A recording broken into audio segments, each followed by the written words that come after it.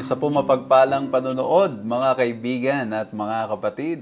Kinagagala ko pong makasama kayo dito po sa ating ginagawang programa sa pag-aaral ng salita ng ating Panginoong Diyos. At patuloy po nating pinag-aaralan ang isang panibagong pag-aaral. Nagsimula lang po tayo noong nakaraan. At ito lamang po yung pangalawang topic natin dito po sa tema ng aklat ng Joshua.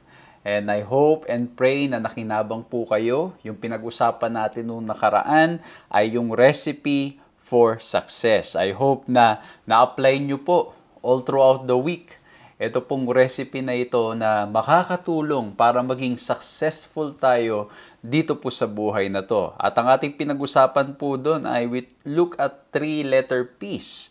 Ang paraan para maging successful tayo ay to always remember that we can only be successful if we are in the presence of God. So we need to stay in His presence. And then we also need to always obey and follow His prescriptions. Okay? Kung ano kanyang nireseta, anong kanyang sinabi, gawin po natin. And then, we also look at His promises. At ang promise ng ating Panginoong Diyos, if we stay in His presence, hindi niya po tayo papabayaan, patuloy niya po tayong sasamahan, gagabayan, at pagkakalooban po tayo ng success sa lahat ng ating ginagawa. At kung na-miss nyo po yung pag-aaral na yan, you can easily visit our YouTube account para po nang sa ganun ay mabalikan at mapag-aralan po ang mga bagay na yan.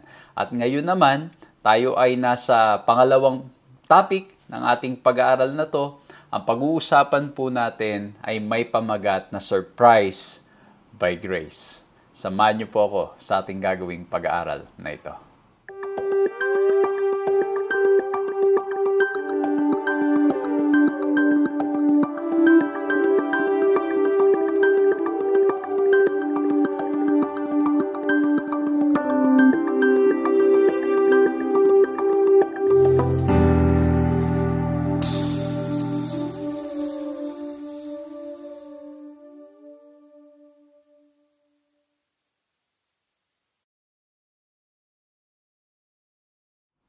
Ako po si Pastor John Alexis Mercado at patuloy po kayong sumusubaybay sa pag-aaral na ipinagkakalob po sa inyo ng 3 Points Ministries at napapanood din naman sa Hope Channel. Maraming salamat mga ginigiliw na mga kaibigan at mga kapatid sa inyong patuloy na pagtangkilik kung kaya naman ang ating mga pag-aaral na ganito ay nagpapatuloy. Maraming salamat sa lahat ng mga kaibigan at sa lahat ng mga kapatid na patuloy po nagpe-pray at nagsosupport upang nang sa ganon, ang ganitong mga uri ng paglilingkod ay makapagpatuloy. Maraming salamat po for always extending a hand, for always supporting. Kung kaya naman po ay tuloy-tuloy na nagagawa po natin ang mga ganitong uri ng mga pag-aaral. Nawa po'y patuloy pa kayong pagpalain at patuloy pa kayong gabayan ng ating Panginoong Diyos at maranasan po ninyo yung sinasabi sa banal na kasulatan na we will be blessed so that we will be a blessing to others. At inaanyayahan ko po kayo na pakishare nyo ang video na ito para nang sa ganun maraming makinabang, maraming mabless. Kung nanonood po kayo sa television, pakishare nyo po yung oras na kayo ay nakakasama namin sa inyong mga kapitbahay, sa inyong mga kaibigan. Kung nakikinig kayo sa radyo, ganun din naman. At kung nanonood naman kayo sa social media, i-click nyo lang po yung share button dyan. Share nyo sa timeline ninyo. Kunin nyo yung link, isend nyo sa kung saan-saang mga platforms para po nang sa ganun ay makinabang at mabless ang mga taong maririch ng pag-aaral na ito sapagkat napakaganda ng ating mga pag-uusapan. Maraming salamat din po sa mga kaibigan at mga kapatid na patuloy pong sumusuporta sa ating mga face-to-face na mga paglilingkod. Tayo po'y nagpupunta kung saan-saan at tulad po ng aking nabanggit nung nakaraan ay tuloy-tuloy po na ating ginagawa ang mga trainings, preachings, and mga pangangaral sa iba't ibang mga lugar. And hopefully, by God's grace, ang lahat po ng ating mga ginagawang ito ay maging pagpapala at kapulutan ng aral ng mga kabataan at ganun din naman ng mga not so young but we are always willing to be of service sa ating Panginoong Diyos. So maraming salamat po for opening your homes, opening your houses, opening your hearts, and opening and sharing your resources para po nang sa ganun magawa po ng inyong lingkod ang mga pag-aaral na ito. Napakabuti ng ating Panginoong Diyos and we bring back all glory and praises to Him.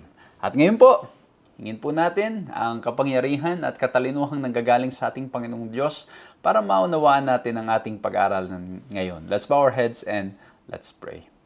Ama po naming Diyos, dakil at makapangyarihan sa lahat, maraming salamat po sa inyong kabutihan, sa inyong pagmamahal, at sa aming pong gagawing pag-aaral ngayon. Kayo po nawa ang maihayag, kayo ang maitanyag, at makilala po namin kayong lahat ng lubusan.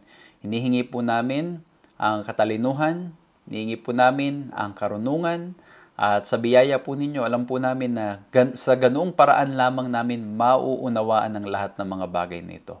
Maraming salamat po dahil alam po namin na kasama namin kayo at kailanman ay hindi nyo po kami iiwan. Salamat po at gagabayan nyo po kami ngayon sa pangalan ng aming Panginoong Hesus. Amen. Isa pong mapagpalang pagsubaybay sa inyong lahat, mga ginigiliw na mga kaibigan at mga kapatid. Isang magandang umaga, tanghali, hapon, or gabi. Anong oras man nakasama po namin kayo sa pag-aaral na ito. At nawa po ay mabless kayo, makinabang kayo. At muli po, ang topic po natin ngayon ay may pamagat na surprise by grace. Okay? Yung surprise ay maraming pagkakataon marahil sa ating buhay na tayo'y naso-surprise. Minsan yung surprise ay dahil may gumulat sa'yo.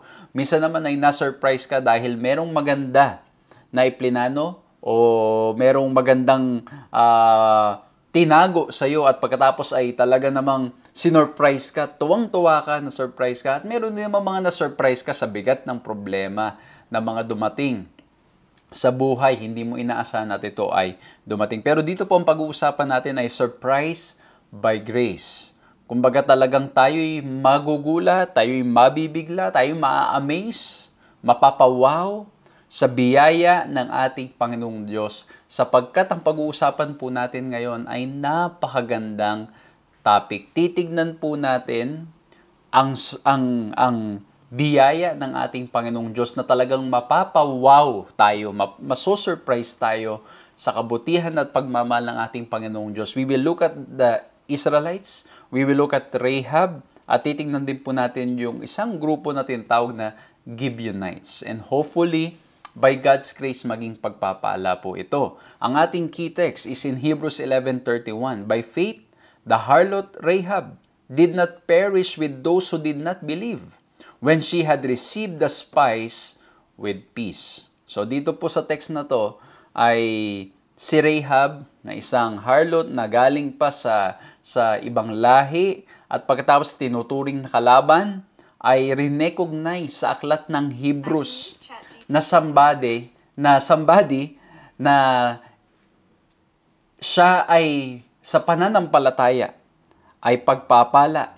Ano po, naging pagpapala sa bayan ng Israel. Ano po? So yan, pag-uusapan po natin yan dito po sa topic natin ito. And as usual, I'll be sharing with you 3 points na nawa po maging madaling paraan para maunawaan, para nang sa ganon ay maalala at maging madaling paraan para ma-share natin sa mga kaibigan at sa mga mahal natin sa buhay.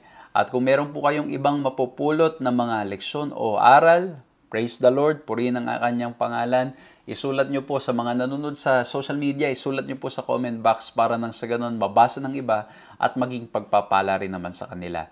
At kung wala naman po kayong social media at nakikinig kayo sa TV o sa radyo, isulat nyo lang po para po nang sa ganun, pag dumating yung panahon na pag-uusapan natin itong mga kwentong ito o kung sino man yung makakausap ninyo, meron po kayong maibabahagi. Kasi ang problema natin madalas, nalilimutan natin yung mga bagay na ating nababasa, mga bagay na ating natututunan. That's why it's better if we will write it. So again, I'll be starting with my first letter S. At ang nilagay ko po dito na first letter S po natin as we begin. Bago natin tingnan tong first letter S, by the way, ulitin ko po, ang topic natin, surprise by grace. We will look at 3 stories o 3 characters. Yung Israelites, si Rahab, at ganoon din po ang mga Gibeonites. Ayan, titingnan po natin yung mga kwentong yan. At ang first letter S po natin na linagay ko po dito is the word second chance. Okay? The word second chance. Ibig sabihin, lahat po ng points natin will begin at letter S. Bakit second chance? Kasi sa Joshua 2 verse 1 ay ganito po ang pagkakabanggit. And Joshua the son of Nun sent 2 men secretly from Shittim as spies, saying, Go view the land, especially Jericho. And they went and came into the house of a prostitute whose name was Rahab and lodged there. Ito po ay napakagandang pag-usapan at pag-aralan. Especially yung Shittim na sinasabi. Kasi bakit po? Dito po ay may dalawang napakanegatibong pangyayari sa history ng Israel. Kasi kung babalikan nyo po sa aklat ng Numbers, naalala nyo ba yung first story ng mga nagpadala si Moses ng mga spies? At isa doon si Caleb at saka si Joshua. Ang sabi ni na Caleb at Joshua, we can do it. Pero ang sabi nung 10, no, no, no, no, no. Hindi natin kaya. Magmumukha tayong mga grasshoppers. Tayo kakainin lang nila, tayo ay matatalo. Ayun, kumbaga, nandito na rin sila, mga kapatid ko, mga kaibigan ko. Itong lugar na ito, at itong pagyayaring ito, itong pagkakataong ito, may nangyari na rin hindi maganda. Kumbaga, nandun na eh. Malapit na eh. Kaya lang po nangyari, napangunahan ng katigasan ng ulo. Ito, the first is another spy story in Numbers 13, featuring the same essential elements: the commissioning of the spies, the secret incursion of the spies into enemy territory, the return of the spies, the report of the spies on their findings, and the decision to act based on the report. So yan yung una. At alam natin yung nangyari sa Numbers 13. O kung hindi nyo po alam, pakibasa nyo po mga ginigiliw ng mga taga-subaybay. Kasi tulad po ng sinabi ko, naging yung majority nag-report ng negative. At yung negative report ay nadala ang karamihan, ang bayan ng Israel, instead of acting ng may pananampalataya, mamuhay at maniwala na ang Diyos, sa Diyos ay walang imposible, napangunahan sila ng takot at nagsimula silang magreklamo, mag-mock. At hindi lang po yun, nagsimula silang i-curse si Moses at ang ating Panginoong Diyos. They were very near, and yet, so far. So ito po yung pangyayaring yun in the same place. Okay? O kumbaga in the same situation. They're about to cross. Malapit na. Tinignan. Nung tinignan, naku po, sila ay nanghina. Okay? So, well, pwede nating bigyan ng pansin ito, no? Pwede nating sabihin na, bakit ganun ang ginawa ni Joshua? Kasi, nangyari na nga, nung kay Moses, na nung tinignan ay hindi, kumbaga, negative yung nireport. Ngayon, nagpadala siya ulit. Eh, baka mamaya, pagbalik nung spies na to, ay negative na naman ang report. Well, dito po makikita po natin, mga kaibigan, mga kapatid, na while God is guiding us and leading us, napakabuti na ating Panginoong Diyos because He gave us the mind, He gave us the capacity to plan and think. Hindi ibig sabihin ay hindi tayo kikilos. At based sa ating nakita, kunwari, halimbawa, itong mga spies na to, ang nakita nila doon ay negative. They need to act in faith to report na itong mga nakita nila, although negative, we believe that there is a God who can make it positive. So, ibig sabihin po, walang mali dito sa ginawa ni Joshua na nagpadala siya muli ng spy. Although there's already a promise that the land will be given to them. So, dito po makikita po natin, hindi ibig sabihin ay masamang magplano. Hindi ibig sabihin ay masama na tingnan mo yung mga situation at mga bagay-bagay o maging ready ka sa mga possible na harapin. Although the promise of God is already there that it will be given to them. It's not bad. What's bad is kung you start looking at the place and then you see all the negativity at nung nakita mo yung negativity, ang sabi mo bigla, ay hindi natin kaya yan. Tulad nung nangyari sa unang kwento dito sa Numbers 13. So, ang ganda, makukuha natin yung lesson dito. But again, it's a story of second chances for the Israelites. And I'm telling you, even kay Rahab, even sa Gibeonites, we will see this point. In reality, all the points that I'll be sharing with you, makikita nyo po dito sa tatlong character na pag-uusapan natin. Itong mga Israelita, itong si Rahab at saka si Gibeonites. But for here, ang gusto ko lamang pong i-emphasize, the Lord is giving the Israelites another chance. At ano pa yung pangalawang incident? Ito po, the other incident at Shittim represents one of the most defiant, idolatrous violation of the covenant by the Israelites. When at the instigation of Balaam, they committed debauchery with the Moabite woman and worship their gods. That's in Numbers 25:1-3 and Numbers 31:16. So, in the same place, yung first generation, yung lumabas dun sa Ehipto, they have committed these mistakes. And marahil yung ilan dito sa mga panahon ni Joshua, marahil bata pa sila o marahil hindi pa sila ipinapanganak. But the point is, they are in the, at alam nyo, mga kapatid, mga kaibigan, of course, yung 40 years, meron pa rin yan mga namumuhay na they shared stories to their young ones na, ito yung lugar na ito, dito bumagsak, dito nagkamali. Di ba? Kinikwento yung mga bagay na yan. Para nang sa ganun, matuto yung mga kabataan. That's why I like the Bible. Hindi lang puro yung magaganda yung mababasa mo, even the failures. Kasi bakit po? Through those failures, we can learn. And I believe, yung mga parents o yung mga namumuhay, during the time, they share the story to this generation. Nako, yung lugar na yan, dyan, nagkamali. Dyan yung nag-report yung 10 spies. Dyan yung nangyari kay Balaam na yung bayan ng Diyos ay kumbaga nagkasala sa pamagitan ng yung mga Moabite women, and they worship the gods of the Moabites. So now they are in the very same place. The question is, gagawin ba nila yung pagkakamali na ginawa ng kanilang mga magulang? O let's say kung sila man yun, kung sila'y kasama pa doon, tingnan natin din sa ganung perspective. Are you going to fail the same? Or are you going to do the same mistake? Commit the same mistake? Or, by God's grace, you will try and you will pray and you will ask the Lord to help you not to fall into the same trap. Pero ang nagustuhan ko po dito, again, it's a story of second chances. At tingnan nyo, ito, first chance, sabihin mo na ng first tong nasa Numbers 13. Sa Numbers 25 yung second. And now, this is even the third. At how many times ng ating Panginoong Diyos, hindi lamang second chance. Sabi nga nila, kailan daw ba mauubos yung second chance?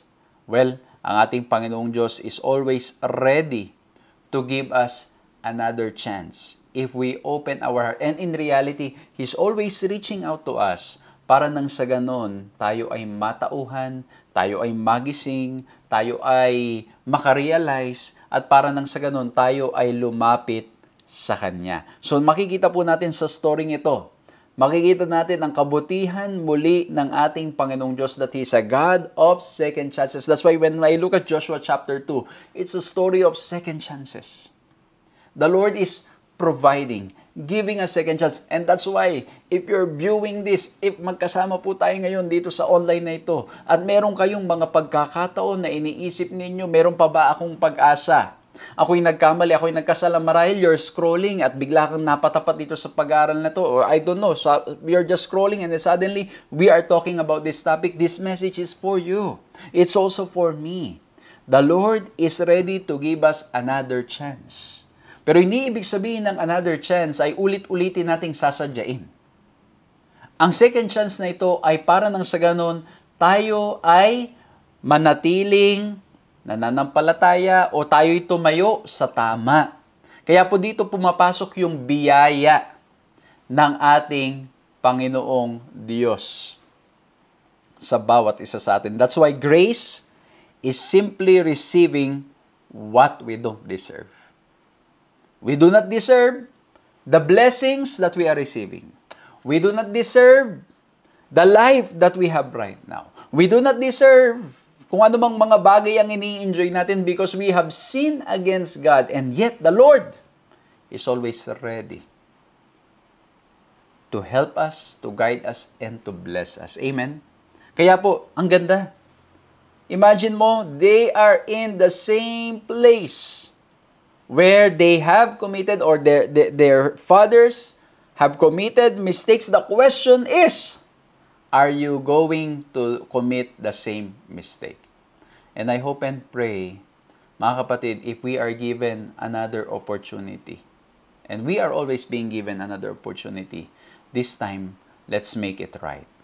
If we cannot do it, we need to pray, Lord, help me to make it right. Tulungan niyo po ako na gawin ang tama, gawin ang inyong kalooban. So when we look at Joshua chapter 2 verse 1, it's a story of second chances. Now, we will move to the second point at dito tayo medyo mas mapapahaba ng kaunti sa mga second and third point natin. The second point, we will look at submission. As I look at this topic, surprised by grace in Joshua chapter 2, I believe in my reflection that it's not just a story of second chances, it's a story of submission. Now let's look at Rahab. Ang sabi sa Hebrews 11:31, by faith Rahab, the prostitute, did not perish with those who were disobedient because she had given a friendly welcome to the spies. Ang kwento po niyan, as binasa natin yung sa chapter 2 verse 1, may pinadalang spies. Ang ginawa po, tumira sa lado kay Rahab, nalaman na may mga spies. Ang ginawa po ni Rahab, itinago po sila. Nung dumating na yung mga soldiers ng king at hinahanap yung mga spies galing sa Israelite, ang sabi ni Rahab, hindi ko alam kung nasaan sila. At pagkatapos, idinala niya sa bubong. At nung nasa bubong na, nakapagtago na, umalis na yung mga guard, ang sabi ni Rahab, alalahanin ninyo ako. Okay? At ang gusto ko po doon, hindi lang sa alalahanin ninyo ako, tingnan nyo po yung words na ginamit ni Rahab. Medyo mahaba po ito, pero napakaganda kaya I included the whole thing. Ang sabi po dito, sa Joshua chapter 2, 9-11, and said to the men, I know that the Lord has given you the land, and that the fear of you has fallen upon us, and that all the inhabitants of the land melt away before you. For we have heard how the Lord dried up the water of the Red Sea before you when you came out of Egypt, and what you did to the two kings of the Amorites who were beyond the Jordan, to Sihon and Og, whom you devoted to destruction. And as soon as we heard it, our hearts melted, and there was no spirit left in any man because of you. For the Lord your God, He is God of the heavens and above and on the earth beneath. Grabe yung statement ni Rahab. Coming from somebody who do not believe God. At imagine nyo, pinatira niya itong mga spies at pagkatapos iniligtas pa niya at pagkatapos now, the statement of Rahab shows na siya ay nagsasubmit sa pangunguna at sa kapangyarihan ng ating Panginoong Diyos. Although, pag-uusapan natin later on, it could be that the immediate need of Rahab is only self-preservation. But these statements na binitawan po ni Rahab ay very, very powerful. Nagpapakita na talagang nalaman ng mga tao kung ano ang nangyari sa Ehipto, sa Red Sea, at doon din po sa mga iba pang countries na lumalaban sa ating Panginoong Diyos o sa bayan ng ating Panginoong Diyos. At dahil narinig niya ito, ang sabi niya, walang iba na gaya ng inyong Diyos. And that's why for me, it's a story of submission because, why? Pwedeng ipilit ni Rahab yung kanyang paniniwala. Pwedeng ipilit ni Rahab na kaya to ng aking mga leaders. Kaya ito ng aking sariling kakayanan. I can save myself. I don't need to submit before these two spies or even before God. But these words na kanya pong sinabi reflects na siya ay nandoon nag-open yung heart. Nandoon mga kapatid na she started to wonder what kind of God ang sinasamba ng bayan ng Israel. But as I've said, it could be that the immediate need of Rahab is, yung immediate salvation. Yung immediate lang na siya ay ma-spare dito sa destruction na darating sa kanila. But still, the statement is an opening. Kasi bakit mga kapatid? Pwede naman ang ginawa ni Rahab, pagdating pa lang, isinumbong na niya.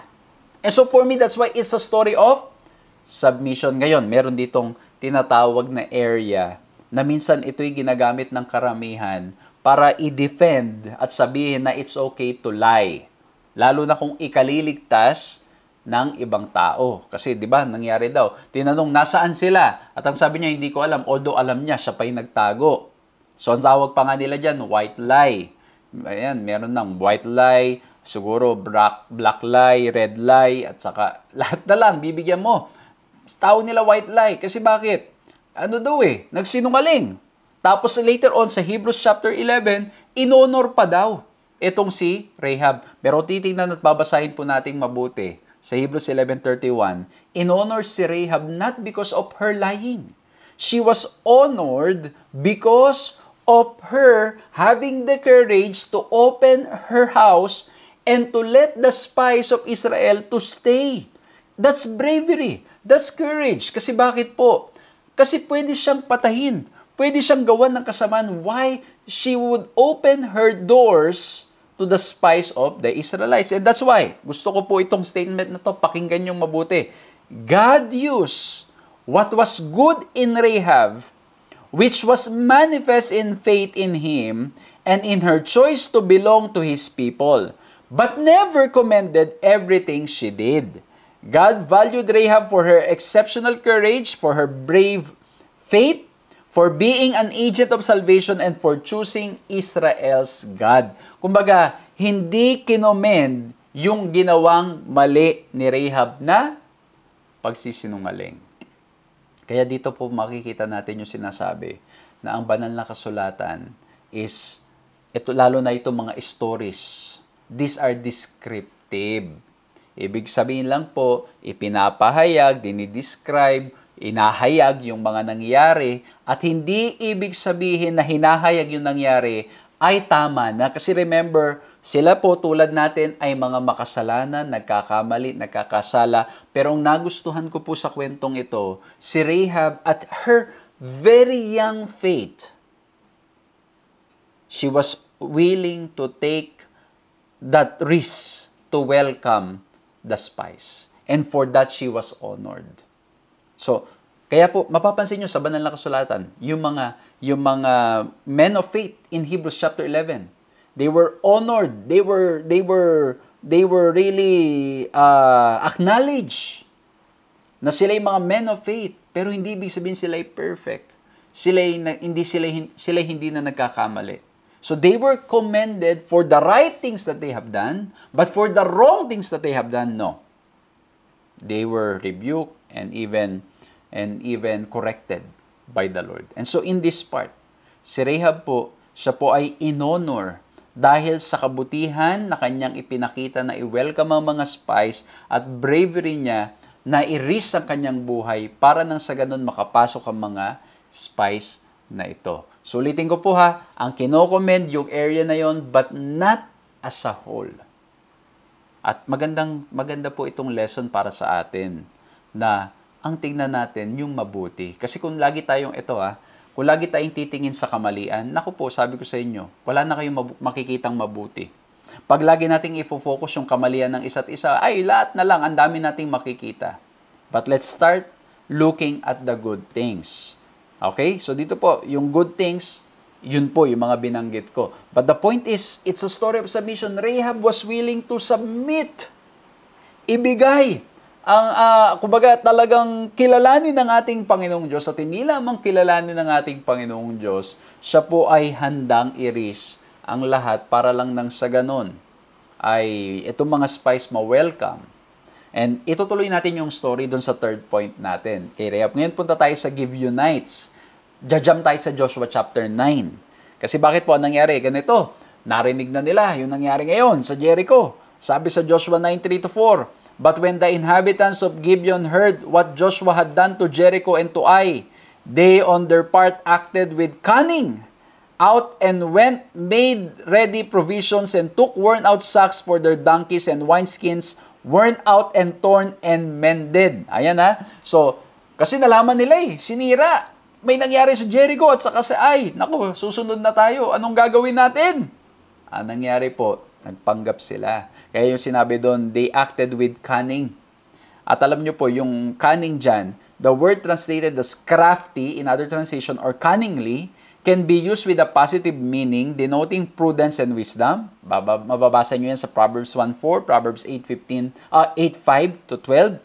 Ginamit po yung same term at in a positive way, pero pwede rin siyang negative, implying criminal intent in Exodus 21:14, 1 Samuel 23:22, and Psalms 83:3. So yung same word can have a positive meaning or negative meaning. Yung isa, because of prudence and wisdom. Yung isa naman, dahil meron kang masamang balak.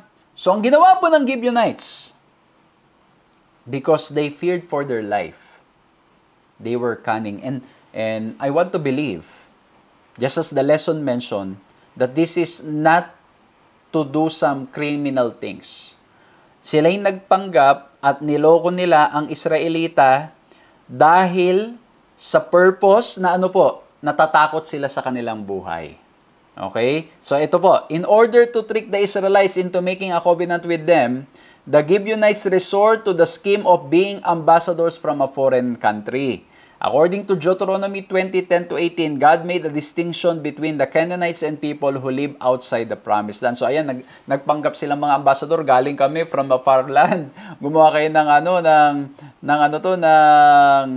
kasunduan sa amin. Ito, sabi sa Joshua 9:9-10. They said to him, "From a very distant country your servants have come, because of the name of the Lord your God, for we have heard a report of him, and all that he did in Egypt, and all that he did to the two kings of the Amorites who were beyond the Jordan, to Sihon, the king of Heshbon, and to Og, king of Bashan, who live in Ashtaroth." At tingnan nyo ha, hindi ba almost same yung statement ni Rahab at saka nitong mga Gibeonites?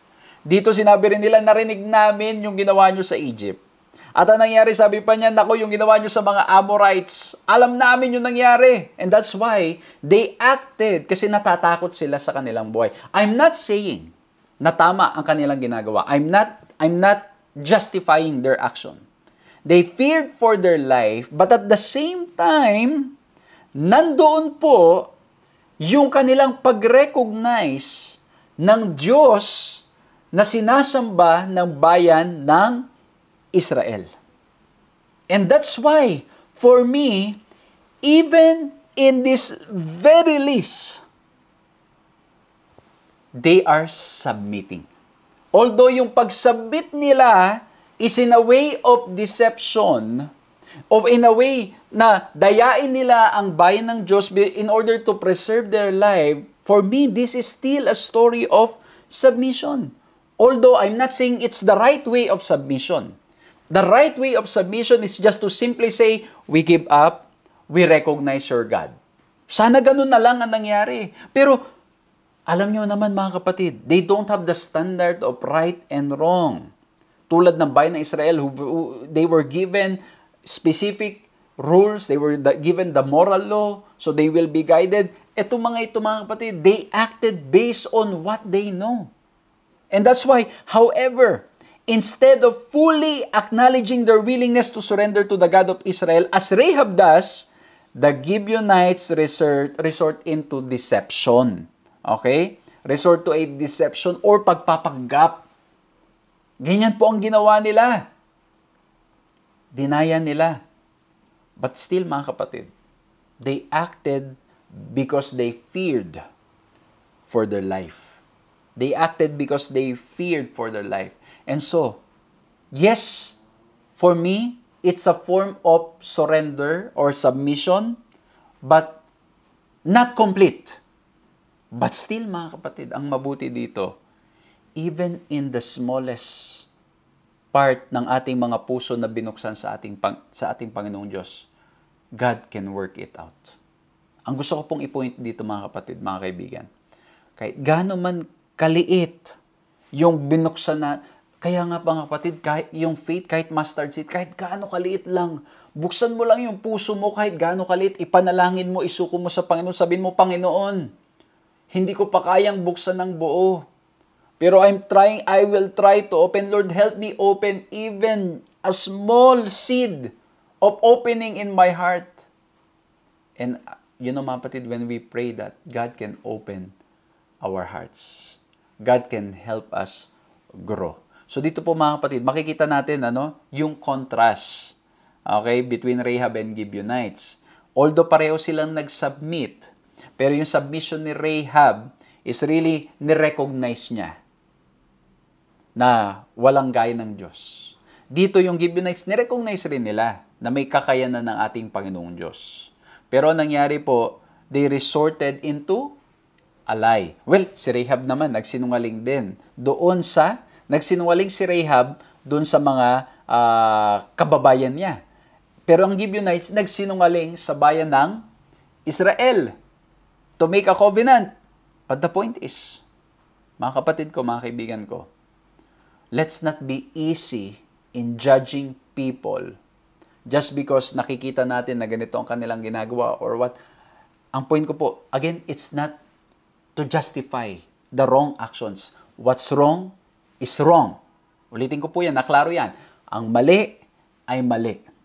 But sometimes, mga kapatid, ang mga tao, ginagawa lang nila yung bagay na akala nila yun ang best na pamamaraan. And that's why, let's give them the benefit of the doubt and educate them how to do it the right thing. At alam nyo, mga kapatid, mga kaibigan, maraming pagkakataon, tayo rin naman ay ganun. When we act based on what we know, based on the things that we have learned. At minsan po, nangyayari, maging yung ating mga pagkilos at mga paggawa ay later on, marirealize natin mali. Marirealize natin na hindi tama. At minsan, mga kapatid, kahit na minsan nga iniisip nating tama, minsan ay marirealize natin lately, hindi pa rin pala. And so let's not be easy. Let's not be quick, should I say. Let's not be quick to judge each other. Lalo na pag nakikita nating nagkakamali ang isa't isa. Ang gawin po natin, patuloy tayong magpanalanginan. Tingnan natin, let's give the benefit of the doubt. Marahil nagawa niya ito because of that. Well, may mga ilang gumagawa talaga ng mga kamalian, ng dadaya, para talaga mandaya.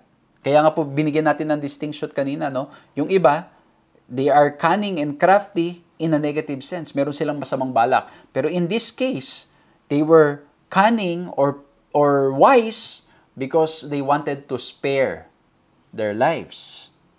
But again, it's wrong. Mali na sila ay nagsinungaling. Mali na sila ay nagkasala. Mali na ang ginamit nilang paraan ay hindi tama, hindi sang-ayon sa kalooban nating Panginoong Diyos. But at the end of, ito yung sinasabi ko na yung motive will not always justify the action. Hindi porke tama yung motive, madja-justify ni action.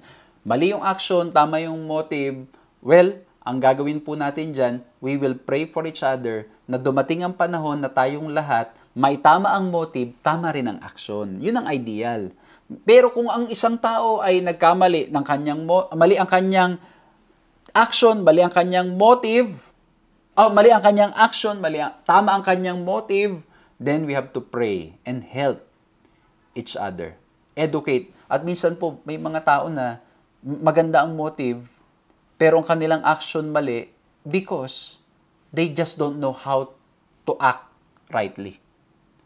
Pero ito, mga kapatid, again, I don't justify. Kasi meron na yung iba, maganda ang motive, pero yung ginawa, maling-mali talaga. Halimbawa, di ba, minsan maganda yung motive, ay nag-resort into really doing something. Gusto mapakain yung pamilya, pumatay. Okay. Mali pa rin, mga kapatid. Mali pa rin. Kailangan ay mag-akma. And that's why we do not commend them for doing this. We do not commend them. We do not commend the Gibeonites. But somehow, them recognizing what God has done, it's an opening of their heart. And at the same time, we can see the contrast between Rahab and the Gibeonites, contrast and similarities at the same time. And I hope and pray na tayong lahat darating sa panahon na talagang maisusuko natin ang ating mga buhay sa ating Panginoong Diyos, na yung ating mga motive and ating actions will always be in accordance to what the Lord wants. At kung dumating man ang panahon na may mga kaibigan tayo, mahal tayo sa buhay, mga tao sa paligid natin, na nagkakamali sa kanilang motive, sa kanilang action, or the other way around, o minsan naman tama yung isa, tama yung motive, tama yung action, o tama yung action, mali yung motive, kasi pwede rin yun, no? Tama yung action, mali naman yung motive. Nagbibigay, pero ang isip para kontrolin. Okay? Nagbibigay para nang sa ganun, may ano ka na, hawak ko na sa ulo, hawak ka na sa leeg. Di ba? Pwede rin ganun. But at the end of the day, mga kapatid, we need to continue to grow in Christ. I think the conclusion talaga dyan is patuloy tayong magpakalapit sa ating Panginoong Diyos so that it will reach that point that we can fully submit our hearts to the Lord. I think dito po yung mga Gibeonites, they have submitted maybe, but not completely. Kasi talagang gusto nila they recognize that they have no power against the Israelites. So they have submitted in a sense, but not completely. And I pray that all of us, kumbaga ang ganda yung pagtitingnan natin, parang ganito rin journey natin. Tulad ni Rahab, siguro mas malaki na yung inopen ni Rahab sa puso niya to submit. Pero may mga mali pa rin siyang action. Ang Israelites, ganun din. Tayo rin, ganun mga kapatid. We have submitted but we continue to do wrong. To do wrong things. And that's why we need to continue to come to the foot of the cross. Lumapit patuloy sa ating Panginoon Kristo para tayo ay mabago. Ngayon, bago magpatuloy sa aking third point. Alam nyo, meron pa ditong isa na bakit hindi na-recognize ni Joshua na sila'y nandaraya. Kaya po, alam po ninyo, yung mga ganito, sa Law of Moses, sa Numbers, mababasa po yan, sa Numbers 27. Pwede nyo pong, wala na po tayong time para basahin, pero Numbers 27, 16 to 21, yung mga ganitong cases, mayroong paraan para malaman mo ang kalooban ng ating Panginoong Diyos. Dapat ang ginawa po ni Joshua, well, of course, we do not know the whole story, no? Kasi limited yung nakasulat sa Bible. Ito lang yung meron tayo, ito lang yung, kumbaga, perspective na meron tayo. But based on what we have, dapat sana si Joshua have inquired for the will of the Lord para na-avoid niya yung deception ng mga Gibeonites. And I think this is a lesson for us, mga kapatid, mga kaibigan, na we need to always submit before the Lord so we can recognize His will sa ating mga buhay. Hindi lang natin ibabase sa pros and cons yung kalooban ng Diyos sa ating buhay. Kailangan ipanalangin natin at isuko natin sa Kanya at siya ang magre-reveal sa atin ng Kanyang kalooban. Okay po? So, number 1, we look at this story, itong topic natin, Surprised by Grace, Joshua chapter 2 and Joshua chapter 9. It's a story of second chances. It's a story of submission. And number 3, ang linagay ko po dito, it's also a story of salvation. Kasi bakit po? Ang nangyari sa Joshua 2:12, balik tayo kay Rahab. Joshua 2:12. Now then, please swear to me by the Lord that I have dealt kindly with you, you also will deal kindly with my father's house and give me a sure sign. Ayan ha. Sabi dito, I have dealt kindly with you, please also deal kindly with me. At yung ginamit po na word dito ay kesed, which is loving kindness. At ito po it has a richness of meaning that is difficult to express in one word in other languages. It refers primarily to covenantal loyalty, but it also carries the notion of faithfulness, mercy, benevolence, and loving kindness. And when you look at the book of Psalms, ulit-ulit na gagamitin itong terminology na ito to refer to the love of God. At hindi lang sa book of Psalms, all throughout the Bible. So, ang sabi dito, kung paanong naranasan nyo yung aking pag-deal sa inyo ng maayos, ng kindly, with loving kindness, with loyalty, sana sa akin din, ganun din ang gawin ninyo. At alam nyo mga kapatid, ang galing nito, no? Kasi, kumbaga, ganun din sa pag naranasan natin sa ating Panginoong Diyos ang kabutihan niya, ay ipaparanas din natin sa iba. Ipaparanas din natin sa iba. Although dito ang nangyari ay, kumbaga siya yung gumawa and then she wants to be matreat rin ng tama. Well, which is okay. Pero alam nyo mga kapatid, sa banal na kasulatan, lalo na sa ating Panginoong Diyos, kahit na hindi maging tama yung trato sa atin, kailangan pa rin with loving kindness pa rin natin tatratuin. Alam nyo, what I'm really learning right now mga kapatid is you cannot really overcome evil with evil. You can only overcome evil with good. Talagang kahit gawang ka ng mali, ay kailangan tratuhin mo ng may pagmamahal. Of course, mahirap mga kapatid. Kailangan talaga ng biyaya at loving kindness ng ating Panginoong Diyos. Maranasan nating patuloy ang mercy niya para na sa ganun magawa po natin yan. At pagkatapos, tuloy natin ng kwento. So, nakipag-swear ngayon. Nakipag-deal ngayon itong si Rahab. Ang sabi ngayon sa Joshua 2:18, Behold, when we come into the land, you shall tie the scarlet cord in the window through which you let us down, and you shall gather into your house your father, your mother, your brothers, and all your father's household. So now, maglalagay ka ngayon ng sign. At ngayon, yung sign na yan, magiging simbolo na hindi yan pupuksain, hindi yan aatakihin ng Israel once we enter this place. Meron ba kayo naalalang image yan? It's like the image of the Passover. Remember, when they have to spread blood into the doorpost, at yun ay simbolo na yung angel of death will not pass. O will pass sa kanilang mga kaya nga Passover, will pass at hindi sila tatamaan. Hindi ba mamatay yung kanilang mga firstborn. And now, meron ulit ganun. It's like an image of the Passover. Pag nakita yan, lalagpasan. ng bayan ng Israel at maliligtas yung nasa loob ng tahanan. Ano po? Ang ganda! Sa story ni Rahab, makikita po natin kung paanong ang nag-submit sa ating Panginoong Diyos will be safe. Ang nag-submit, nagpasakop sa ating Panginoong Diyos will be spared. Dito po, spared kasi bakit po? Pag inatake na ng Israel, maliligtas sila. Because of that symbol. In the Exodus, yung blood representing the blood of Christ ang naging dahilan why people were saved. Yung children ay hindi namatay. That's why ang sabi ni Ellen White, by obedience, the people were to give evidence of their faith. So all who hope to be saved by the merits of the blood of Christ should realize that they themselves have something to do in securing their salvation. While it is Christ only that can redeem us from the penalty of transgression, we are to turn from sin to obedience. Man is to be saved by faith, not by works, yet faith must be shown by His works. Kasi pwede nga nangyari doon. Ay, naniniwala naman ako, ililigtas ako ng Panginoon, huwag ko na ipunas yung blood. O pwedeng sinabi ni Rahab, pag sumugod yung siguro naman natandaan ako nung dalawang spies. Sasabihin na lang nila yung address ko. Pwede na siguro yon, hindi ko nalalagyan ng dito, hindi na ako magtatay ng scarlet cord dito. But no. Kailangan niyang itali yun, mga kapatid, as evidence of her faith. Kaya po yung pagkilos at paggawa natin, ito'y simbolo. Ito'y nagpapatunay, should I say, ito'y nagpapatunay na tayo ay may tunay na pananampalataya sa ating Panginoong Diyos. Yung pagbabago ng ating buhay, nagpapakita at nagpapatunay na ang Diyos ay gumagawa sa ating mga buhay. Pero we are only saved by faith. Walang merit sa kaligtasan yung ating mga pagkilos. Pero ito'y ebidensya na tayo'y nananampalataya. Kumbaga, diba, simple lang. Pag sinabi mong mahal mo, pero hindi mo binibigyan ng oras, hindi mo nire-respeto, ay wala. Hindi totoo yon. So, ganun din mga kapatid. We can say we have faith, we can profess to be Christians and have faith.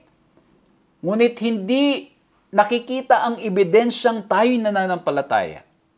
And that's why the story of Rahab is a story of salvation. With the image na ginamit na somehow reflects the story of Passover. Ng ating, when we trust in the blood of Christ, we are safe. We are safe. Ngayon punta tayo sa Gibeonites. Ngayon yung mga Gibeonites, siguro saya nila, naka-covenant na eh. Na-discover ngayon. Ito na, sabi ni Joshua, verse 22, ng Joshua chapter 9. Joshua summoned them and he said to them, "Why did you deceive us, saying we are very far from you when you dwell among us?" Verse 23, "Now therefore you are cursed. Some of you shall never be anything but servants, cutters of woods, and drawers of water for the house of my God." Ito po, no? So, anong nangyari? Na-discover sila. And now, they are cursed. Well, alam nyo mga kapatid, in reality, pwede sanang ang gawin ay, dahil niloko sila, pwede sila sanang tapusin na ng bayan ng Israel. But because there was an oath, alam nyo, sa panahon nila, sa kultura nila mga kapatid, once you make an oath at kasunduan, that's talaga binding. Talagang yan ay mahalaga. Hindi nila basta-basta pinapako yung kanilang mga pangako. Ang ganda po na nangyari kasi yung Gibeonites, although yes, they deceive the Israelites kasi natakot sila na sila'y madi-destroy. So they did that to preserve their lives. But again, as I've said a while ago, we do not justify at we will say na tama lang yung ginawa nila. No.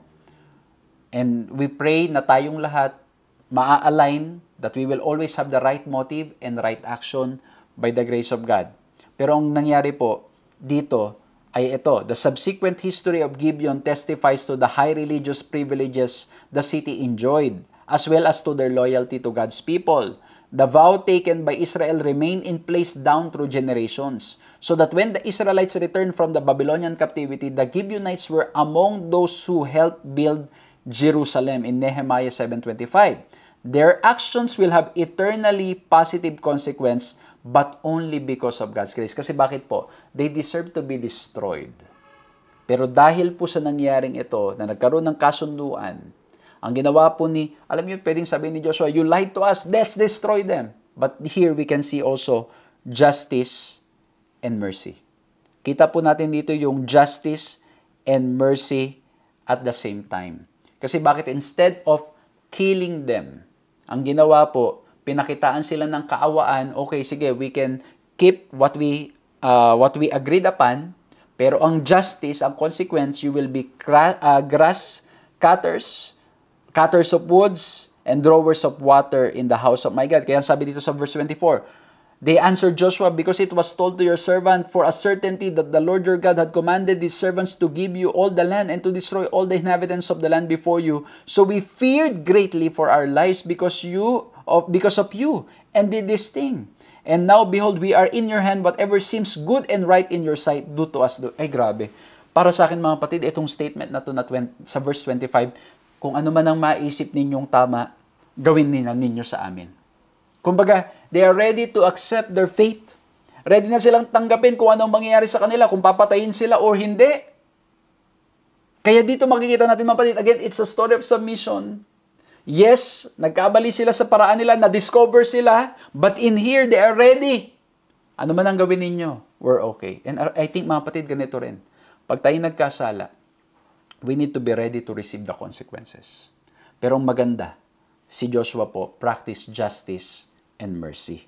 Kaya po ang sabi po dito, so, verse 26 to 27, so he did to them and delivered them out of the hand of the people of Israel, and they did not kill them, but Joshua made them that they cutters of wood and drawers of water for the congregation and for the altar of the Lord to this day in the place that he should choose. Ang nangyari po, we see justice and mercy. Ang Diyos, we deserve to die. We deserve na tayo ay wala na because of sin. To be separated completely. But God in His grace, we do not deserve. Patuloy pa rin po niya tayong nire-reach out. Pinagbibigyan. Maraming consequences that we deserve. But the Lord has been gracious to us, saving us, helping us, guiding us. Kaya po ito, I hope that as we look at this story, we are reminded of God's goodness, of God's grace. Salvation comes from Him. Kaya po dito makita rin natin yung Gibeonites. They were spared, salvation ang naranasan po nila. Kaya ang ganda po ng comparison, tatapusin ko po dito, yung faith ni Rahab at ng mga Gibeonites. Yung basis nila, narinig nila, yun nangyari, pareho. Kaya lang yung means nila, pareho sila nagsinungaling. Si Rahab nagsinungaling sa mga kababayan niya, ang Gibeonites nagsinungaling sa Israel. Ang goal nila, pareho sila to be spared. Ang immediate result, pareho silang na-deliver. Ang long-term result, kay Rahab, full citizenship, but for the Gibeonites, servitude. Naging po silang mga servants sa bayan ng Israel. But the point is, we can see, ang mga Gibeonites, they were ready to receive whatever will be done to them. And for me, mga kapatid, nung sinabi sila magsiserve na lang sila instead of dying, I think that's still a blessing. And I believe, mga kapatid, this is a lesson for us. If we are really grateful, at we know na we are supposed to die, wala na tayo ng pag-asa, pero pinagbigyan tayo ng ating Panginoon, even the smallest act of service will be so honorable for us. Kasi alam natin na hindi tayo karapat-dapat, pero pinagbigyan tayo dahil sa biyaya ng ating Panginoong Diyos. Muli po ang topic natin, Surprised by Grace, and it reminded me, Joshua chapter 2 and chapter 9 is a story of second chances. It's a story of submission and a story of salvation. Nawa po na-bless kayo. Let's bow our heads. Let's pray. Maraming salamat po, Panginoon, sa aming napag-aralan. Napakaganda. Na-bless kami, Panginoon. Thank you po for reminding us, for loving us, for your grace, Lord. We are amazed. We are in awe of your grace, of your character. Salamat po, Panginoon, na patuloy nyo kaming binibigyan ng pagkakataon. Dadalahin ko po na tulungan kami, na buksan ang aming mga puso. magpasakop kami sa inyo. Lord, maraming pagkakataon ang motibo namin ay mali, ang kilos namin ay mali. Minsan naman tamang motibo, mali ang kilos. Minsan naman tama ang ginagawa namin pero mali ang aming motibo. Lord, we pray that you will help us. Guide us, Lord. Dumating sa point, Lord, na ang aming gagawin sa aming mga motibo, sa aming mga kilos, sa lahat ng aming ginagawa ay sumang-ayon po sa inyong kalooban. Patawari kami, Panginoon, sa maraming pagkakataon na kami nagkukulang at nagkakasala. At salamat po, Panginoong Diyos, na alam po naming sasamahan at gagabayan niyo po kami sa lahat ng oras, sa lahat ng pagkakataon. Pagpalain niyo po kaming lahat sa pangalan ni Jesus. Amen. Maraming salamat po sa inyong ginawang pagsama sa ating programang ito. Pakishare niyo po para mas maraming mabless at patuloy ko po kayong inaniyahan pa sa mga susunod na pag-aaral at maraming salamat sa inyo pong patuloy na pagsuporta kaya nagagawa natin ng mga ganitong pag-aaral. Salamat din po sa pagbubukas ng inyong mga tahanan, ng pag-share ng inyong resources so we can go and visit different places. Muli po, purihin ng ating Panginoong Diyos. Magkita-kita po tayong muli sa susunod. God bless you all.